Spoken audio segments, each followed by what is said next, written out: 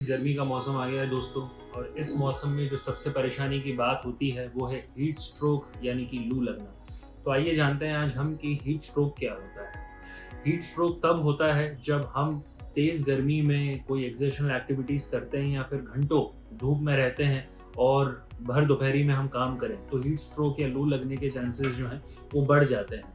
कुछ खास लोग होते हैं जिनको लू लगने का रिस्क या हीट स्ट्रोक का रिस्क ज़्यादा होता है।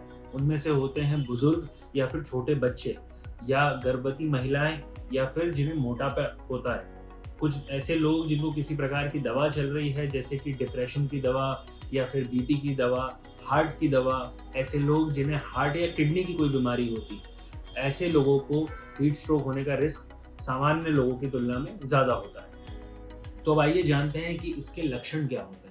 हीट स्ट्रोक में तेज तपने वाला बुखार होता है जिसमें शरीर का बुखार जो है वो 105 डिग्री फ़ारेनहाइट से भी ज़्यादा जा सकता है। इसमें दूसरे लक्षण होते हैं बेहद थकान होना, कमज़ोरी होना, चक्कर आना और यहाँ तक कि बेहोश भी हो जाना। अगर सही समय पे इलाज न लिया जाए तो आपका बीपी डाउन हो सकता है और फिर आपके अंदरूनी अंग जैसे कि हार्ट, किडनी, लिवर और ब्रेन में भी नुकसान हो सकता है। तुरंत हॉस्पिटलाइजेशन करना ज़रूरी होता है, डॉक्टर की सलाह ज़रूरी है और हॉस्पिटलाइज होके अस्पतालों में अलग अलग तरीके से शरीर का तापमान कम किया जाता है या बॉडी को ठंडा किया जाता है, जो कि इसका मेन ट्रीटमेंट होता है। तो ये सारी बातें आपको ध्यान रखना बहुत ज़रूरी है।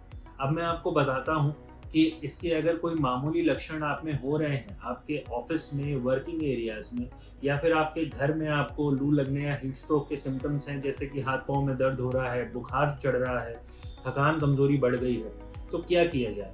ऐसे में शरीर को ठंडा करना ज़रूरी है। आप ठंडे पानी से बाथ ले सकते हैं, स्नान कर सकते हैं या फिर बॉडी को गीला करके पंखे का इस्तेमाल कर सकते हैं ताकि शरीर का तापमान जो है वो कम हो सके। खुद को हाइड्रेट रखना या अच्छे रूप से और अच्छी क्वांटिटी में पानी पीना बहुत ज़रूरी है। तुरंत ही ऐसे लक्षण होने के बाद डॉक्टर्स से सलाह लें, उनसे मिलें और हीट स्ट्रोक का ट्रीटमेंट टाइम पे लें ताकि आपको उसके कोई भी कॉम्प्लिकेशंस डेवलप ना हो। Thank you.